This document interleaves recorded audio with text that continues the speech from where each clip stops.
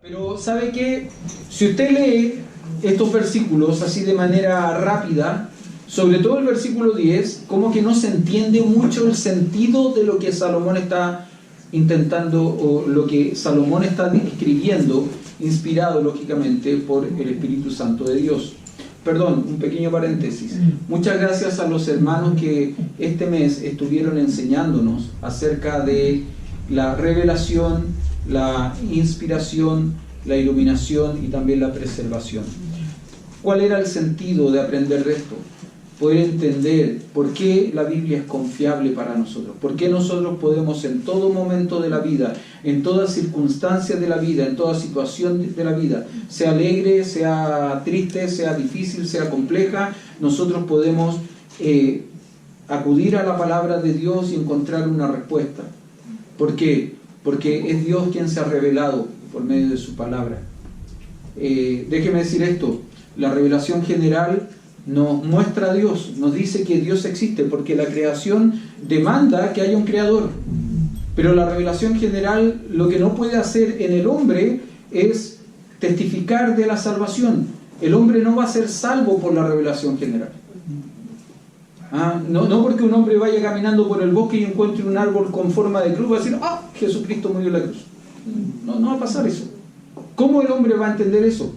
Por medio de la revelación específica, ¿no es cierto? Y la revelación específica consta tanto de la palabra de Dios como tanto de la palabra escrita como de la palabra encarnada. Y la palabra encarnada es nuestro Señor Jesucristo.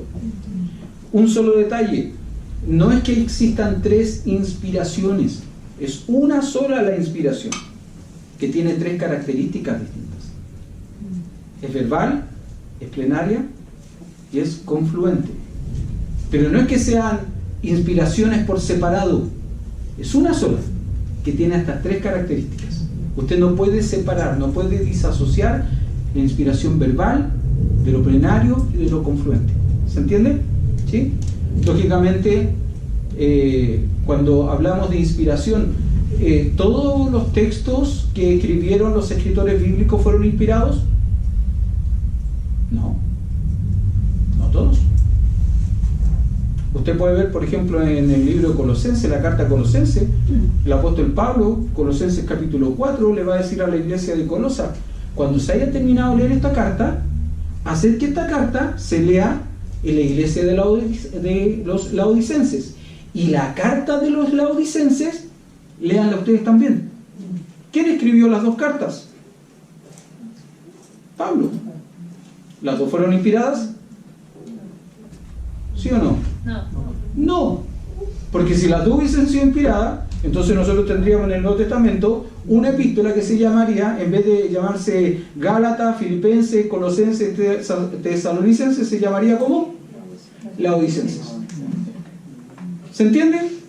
No todas las cartas que escribieron los escritores bíblicos fueron inspiradas, pero las que fueron inspiradas nosotros confiamos es que están incluidas en el texto bíblico. ¿Sí? Cuando hablaban y aquí esto es divertido, ¿no? Cuando hablaban de los libros apócrifos, ¿hay algún libro al cual nosotros le podamos dar algún valor, alguna importancia? Sí. ¿Sabe cuál, no? Macabeos. Los Macabeos. Por favor, no se siente identificado nadie con ellos, ¿no? Pero ¿por qué se le puede dar importancia a esos libros? Básicamente porque relatan un periodo histórico de la nación de Israel que nosotros mucho la tenemos media perdida, porque corresponde a los 400 años de silencio entre Malaquías y Mateo. Ahora, solo le podemos atribuir esa importancia, ese valor histórico, nada más. No le podemos dar otra importancia, no tiene una importancia doctrinal. ¿Se entiende? ¿Sí? ¿En qué estaba? Y por último la preservación. Mire, hermano, déjeme decirle una cosa. Si el Señor se ha encargado de preservar el mundo y la naturaleza tal cual nosotros la conocemos, desde el huerto del Edén hasta nuestros días, imagínense si no va a poder preservar su palabra para nosotros. Entonces, ¿podemos confiar en la palabra de Dios? Claro que sí. Y porque podemos confiar en ella es que podemos estudiar esta hermosa carta que a veces es un poco conflictiva, no carta, libro, que a veces es un poco conflictivo de estudiar, como es el libro de Eclesiastés. Y él tiene cosas que enseñarnos. Como les decía, los textos que vamos a leer hoy día a veces son un poco complejos de entender. Miren lo que dice el verso 10, Eclesiastés capítulo 6, verso 10, respecto a lo que es ya mucho que tiene nombre y se sabe que es hombre y que no puede contender con aquel que es más poderoso que él. Fácil de entender, ¿no? La verdad que no. Entonces yo dije, pucha, ¿qué hacemos para que se entienda un poco más? ¿Cómo lo hago? Bueno, ¿sabe qué es bueno hacer para poder entender? A veces es bueno leer en otras versiones. Porque otras versiones de pronto nos dicen o presentan una frase de una manera que es más entendible para nosotros. A mí me gusta la Reina Valera 60. Fui criado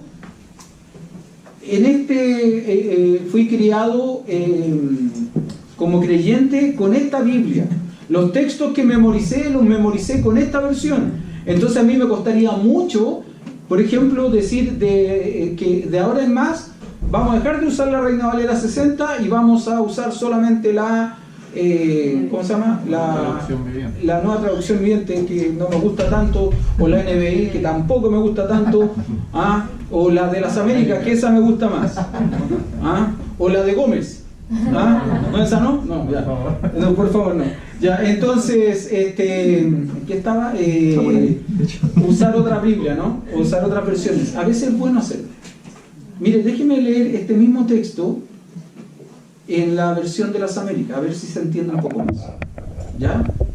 A lo que existe ya se le ha dado nombre. Y se sabe lo que es un hombre. No puede contender con el que es más fuerte que él. Pareciera que se entiende un poco más, ¿no? Más que respecto de lo que es ya mucho que tiene nombre y se sabe que es hombre y que no puede contender con aquel que es más poderoso que él. Me pareciera que en la Biblia de las Américas como que es más entendible el texto, ¿no? A lo que existe ya se le ha dado nombre. ¿Sabe qué creo que entiendo? ¿Cómo entiendo este pasaje, este texto y esta frase en particular? Mire, las cosas del pasado que ya fueron, ya fueron.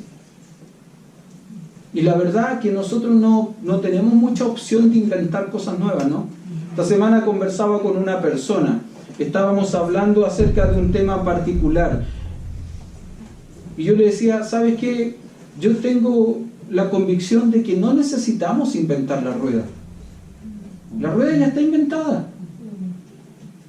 ¿Para qué desgastarnos inventando algo que ya está? ¿Por qué no usar lo que ya está? Entonces, a veces nosotros pareciera que queremos desgastarnos en crear nuevas cosas, en inventar nuevas cosas. ¿Para qué? Si podemos replicar cosas que ya están, quizás podríamos, entre comillas, adaptarlas a nuestra realidad, mejorarlas de acuerdo a nuestra necesidad, etcétera, etcétera. Pero creo que Salomón, cuando escribe de esto, está hablando justamente acerca de esto, ¿no? Está diciendo básicamente que lo que es ya a mucho que tiene hombre, lo que ya existe, no puede ser cambiado por el hombre. De ahí la expresión, o de ahí la siguiente frase en el pasaje, ¿no? Y se sabe que es hombre. En el caso de la Biblia de las Américas dice, y se sabe lo que es un hombre. Hermano, déjeme decirle algo. ¿Usted puede cambiar su pasado? No, ¿no es cierto? Nadie puede cambiar su pasado. Fíjese que el viernes estaba en el colegio y unos alumnos vinieron pidiendo una llave de una bodega para poder sacar unas mesas. Ese día iba a haber una actividad, iba a haber una noche de película en el colegio. Entonces los alumnos de media vinieron para sacar mesas, adaptar todo el lugar para la noche de película. Pero resulta que ayer, quien trabaja en la oficina de administración, de secretaría, se casó. Entonces él vino el viernes para hacer una serie de cosas y sacar cosas de esa misma bodega. Y adivinen lo que pasó. se llevó las llaves. Claro, andaba en la luna, ¿no? Todavía no en la luna de miel, eso fue desde ayer a la tarde, ¿no es cierto? Pero él andaba nervioso pensando, ¿no es cierto?, en este tema, y se llevó las llaves. Entonces llamé al pastor, que es parte de la iglesia, que funciona ahí, que también cuida esa bodega, y digo, ¿tú vienes hoy día? ¿Puedes traer tus llaves? ¿Qué sé yo? Y me dice, sí, voy. Después me llama y me dice, ¿sabes qué? Voy, pero no encontré mi llave. Pero me dice, pero mira, te voy a dar un secreto. Te voy a mandar una foto. Voy a marcar un perno. Suelta ese perno y abre la puerta. Y yo miré, y después me coloca más abajo, ¿no? Esto es lo más delincuente, me dice. Es lo más delincuente. Y yo le contesté diciendo, todos tenemos un pasado. No te preocupes. Todos tenemos un pasado. Hermano, ¿usted puede cambiar su pasado? No. No puede. Usted no. Pero hay alguien que sí puede. Hay alguien que puede cambiar su pasado. Ahora, Salomón está diciendo esto, ¿no? Lo que fue en el pasado ya está. Y el hombre no puede cambiar eso. Por más que intente, por más que se esfuerce, no puede. Indistintamente de las capacidades intelectuales que tenga un ser humano, indistintamente de las riquezas que haya acumulado un individuo, él jamás podrá cambiar su pasado. Pero hay alguien que sí puede. Y fíjese como dice el mismo Señor Jesucristo, hablando de las limitaciones del hombre. El Señor Jesucristo en Mateo capítulo 6, verso 27, hablando de las limitaciones del hombre, va a decir, ¿quién de vosotros podrá, por mucho que se afane, añadir un codo a esa estatura? ¿Usted se puede hacer crecer? No. Usted sabe que hay unos zapatos que tienen un taco oculto, ¿no? Que usan algunos hombres. Usted los mira por fuera y se ven zapatos normales, pero en realidad por dentro del zapato está el taco. Entonces la persona se ve más alta. El problema es que se sacan los zapatos.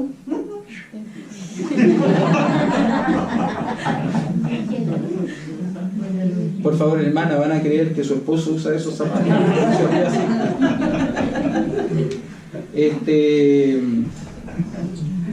Se saca los zapatos y vuelve a ser la persona de baja estatura que era, ¿no? Por más que se estire. Yo me acuerdo que cuando yo era niño, generalmente cuando alguien no se quería sentar, ¿qué es lo que decían de esa persona que no se quería sentar? Quiere crecer. Mire, yo conozco gente que por más que vivió parada toda su vida, siguió pegada en el 1,55 m, 1,60 m. Yo pienso, si no hubiese vivido parado toda su vida, quizá, ¿dónde hubiese quedado, no? Job dice lo siguiente, mire, vaya a Job por favor, capítulo 14. Job capítulo 14.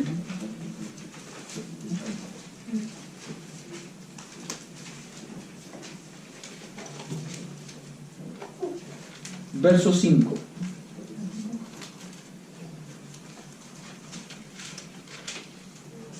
Ciertamente sus días están determinados y el número de sus meses está cerca de ti.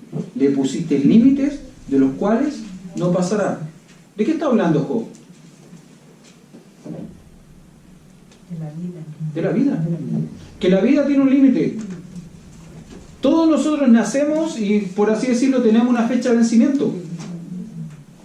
Y no vamos a pasar de esa fecha de vencimiento. No es como esos yogur que venden en la feria, ¿no? En la feria venden yogur generalmente con fechas de vencimiento pasadas. Y cuando uno dice, no, pues si son un par de días nomás, todavía están buenos. No. El hombre no. Tiene una fecha de vencimiento y ahí quedó. Ahora, ¿cómo sabemos que es el hombre? Bueno, porque el verso 1 dice, ¿no? El hombre nacido mujer, corto de días y hastiado sin sabor, etcétera, etcétera. Y está hablando del hombre. Entonces, el hombre tiene limitaciones. Y no puede, en base por sus limitaciones, no puede cambiar su pasado. No puede cambiar lo que ya fue. Pero como les decía, hay alguien que sí puede hacerlo. El mismo rey Salomón, escribiendo Eclesiastés, en Eclesiastés capítulo 3, verso 15, un texto tremendamente conocido, sobre todo en esta iglesia, yo no sé por qué, pero en esta iglesia muchos conocen este texto y lo han asumido como un texto casi lema, ¿no?, para su propia vida. Aquello que fue ya es, y lo que ha de ser, fue ya, y Dios restaura lo que pasó. El hombre no puede, pero Dios puede. Usted no puede cambiar su pasado, pero Dios sí puede. Por eso que el apóstol Pablo escribe, ¿no es cierto?, ahí en 2 Corintios, capítulo 5, verso 17, creo que es, ¿no?, cuando dice que de modo que si alguno está en Cristo, nueva criatura es. Las cosas viejas pasaron y aquí todas son hechas nuevas, porque Dios tiene el poder de hacer eso, de cambiar tu pasado, de modificarlo para siempre, de darle un nuevo sentido. Él tiene ese poder. Fíjese que cuando Salomón escribe en Eclesiastés y diciendo, ¿no?, aquello que fue ya es y lo que ha de ser fue ya, en un sentido está diciendo, ya está. Ya fue, ya. No te afanes por eso. Pero sí consuélate en algo. Dios hace algo. Restaura lo que pasó. ¿Y sabe qué es interesante? Porque la palabra restaurar, para nosotros, ¿qué sentido tiene? ¿Qué significación tiene para nosotros? Que Él tiene la capacidad de cambiar, mejorar, corregir, arreglar lo que pasó, ¿verdad? ¿Sí? ¿Eso significa para usted restaurar? ¿En un sentido? ¿Sí? ¿No? ¿Sí? Ya. Sí, eso significa. Pero sabe que en el texto original, en la palabra original, tiene una fuerza o un énfasis particular. Porque el énfasis que tiene esta palabra en el lenguaje original no es solo que Dios corrige, arregla, sino que, ¿sabe qué? Además se esfuerza por hacerlo. Cuando yo leía esto, a mí me llamó la atención y me conmovió profundamente pensar que el Dios todopoderoso, que el Dios soberano del universo, aquel que no tiene ningún tipo de limitaciones, se esfuerza en arreglar todo aquello que no está bien en mí.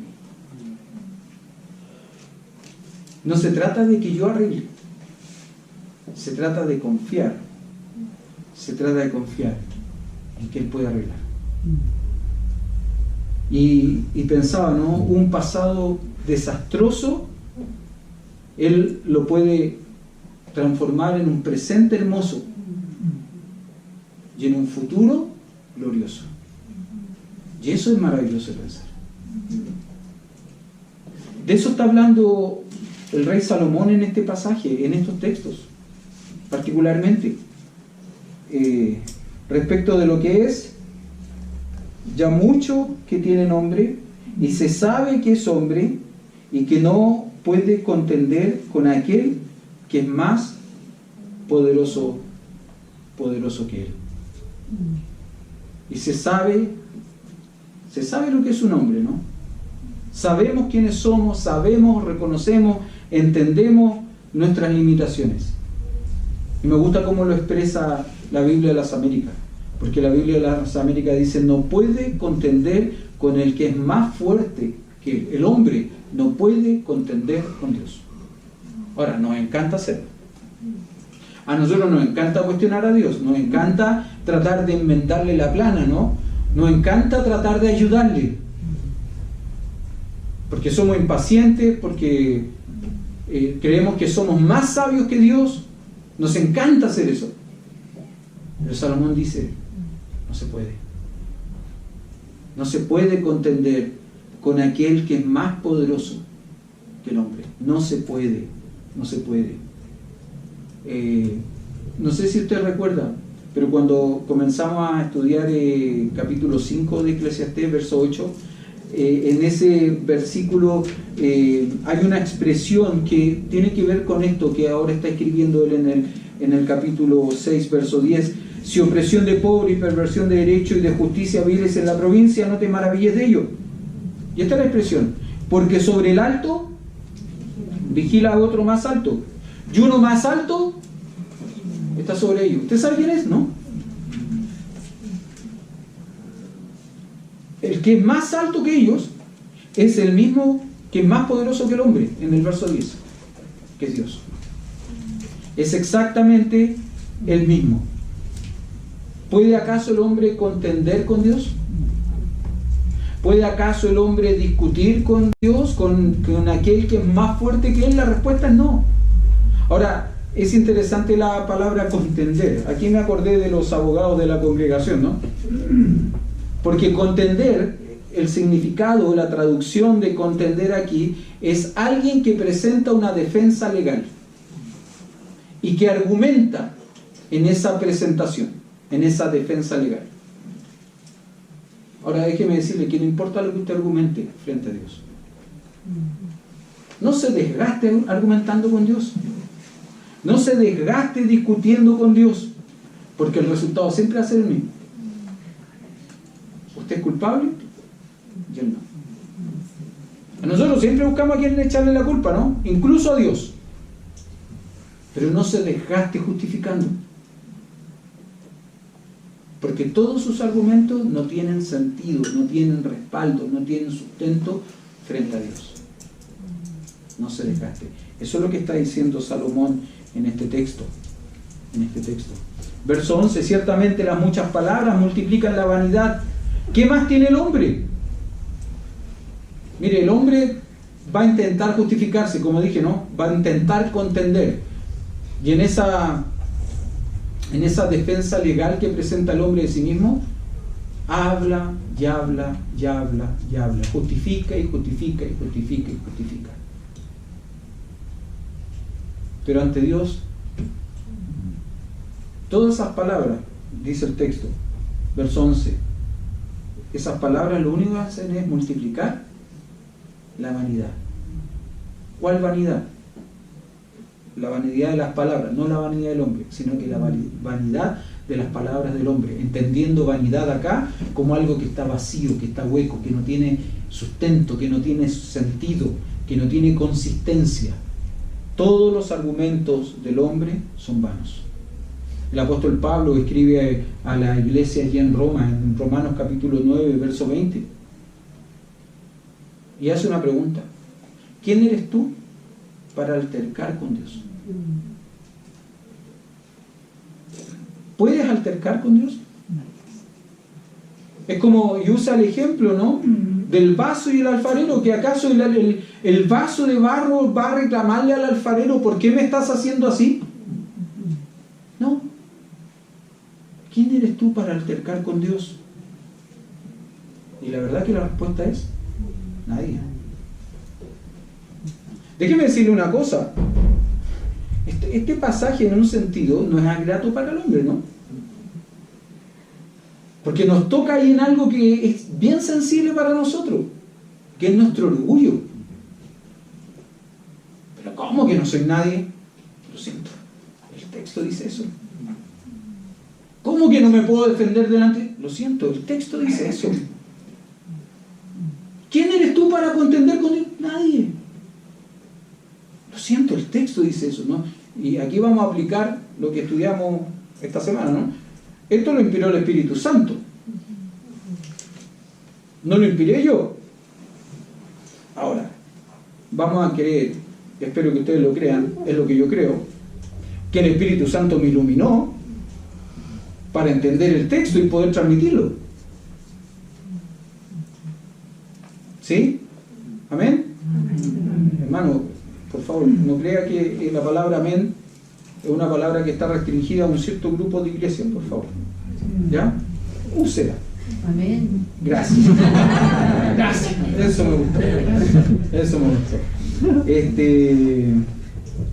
Como les decía, estos pasajes, estos textos son un poco duros para nosotros, porque nos golpean ahí donde nos duele. Nos golpean ahí donde nos duele. Ahora fíjese cómo termina el texto, porque ya es tarde y necesitamos avanzar, ¿no? Porque ¿quién sabe cuál es el bien del hombre en la vida? Todos los días de la vida de su vanidad, los cuales él pasa como sombra.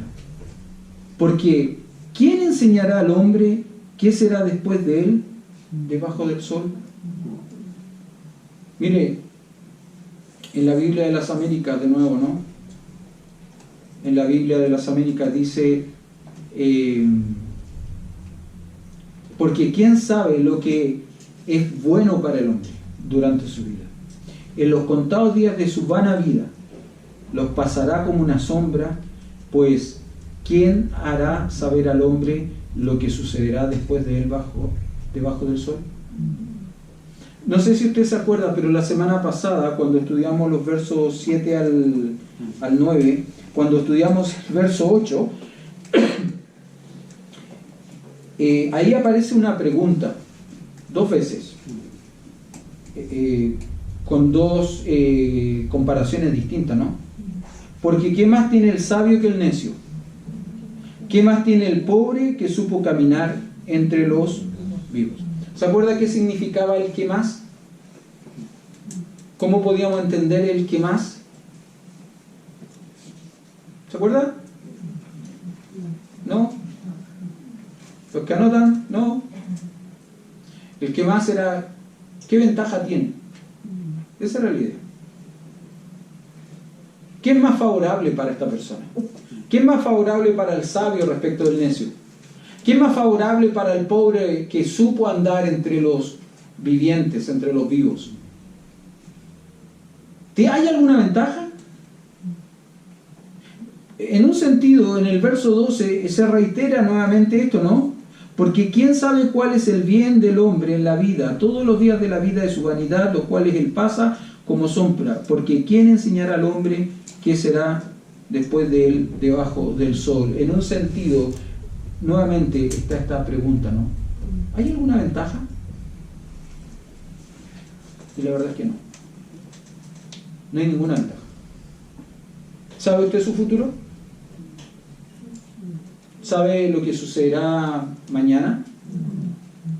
Ni siquiera sabemos lo que va a pasar en unos minutos más, ¿no? Yo solo tengo una seguridad. Que si yo me muero, me voy con el Señor. Eso es lo único que yo sé del futuro. Y eso en un sentido lo único que me importa el futuro. Algo distinto después de eso, no lo sé. Y quiero ser sincero, no me afano con eso. ¿Sabe por qué? Porque yo tengo una seguridad.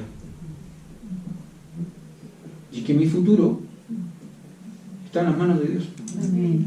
Amén. ¿Se acuerda? El salmista decía, no, en tus manos están mis tiempos. Mi futuro está en sus manos.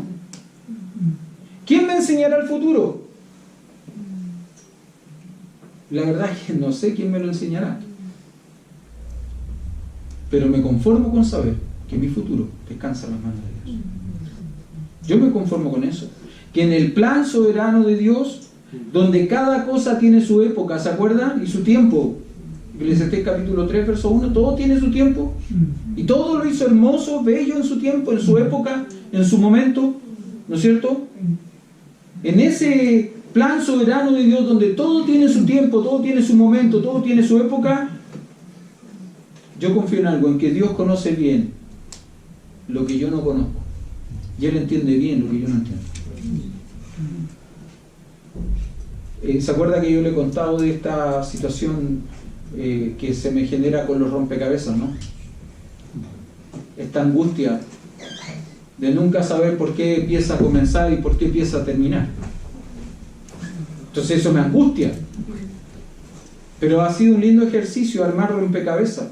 Me ha enseñado harto. Paciencia me ha enseñado. Hace rato que no armo ningún rompecabezas. No, me ha enseñado. Armar rompecabezas me ha enseñado. Pero ¿sabe qué más? Lo que me ha enseñado por sobre cualquier otra cosa, recordar algo.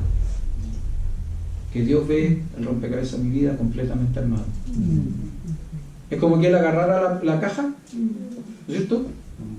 La tira hacia arriba y cae de nuevo. Yo he intentado eso, pero no me ha resultado. De hecho, cada vez que intento hacer eso, pierdo piezas. ¿Ah? No, pero él no, pues. Él agarra la caja del rompecabezas de mi vida, la tira hacia arriba y cae de nada. De eso habla. Porque ¿quién sabe cuál es el bien del hombre en la vida? ¿Sabe cuál es la respuesta a esa pregunta, no? Dios. No es el hombre, es Dios. Todos los días de la vida del hombre son vanidad, sí. Sí. Los cuales el hombre pasa como sombra. Porque ¿quién enseñará al hombre qué será después de él debajo del sol? ¿Sabe quién enseña eso, no? De nuevo, Dios. Salomón termina esta sección, este pasaje, recordando algo. No son nuestras capacidades intelectuales, no son nuestras posesiones materiales los que nos dan seguridad respecto del mañana. Yo no puedo encontrar satisfacción, no voy a encontrar jamás satisfacción en ese tipo de cosas. Podré encontrar un placer momentáneo, pero no una satisfacción permanente. Pero Dios me puede dar una paz que sobrepasa todo entendimiento. Que esa paz no es comparable con ninguna otra cosa. Con ninguna otra cosa. Ni las riquezas, ni el conocimiento, ni la reputación. Solo Dios conoce lo que es bueno para nosotros. Conoce nuestro futuro, aún más allá de la muerte. Hermano, déjeme decir esto. Descanse en eso. Descanse en eso. Pensaba que no es casual, de nuevo, ¿no? No es casual pensar en esto en estos días.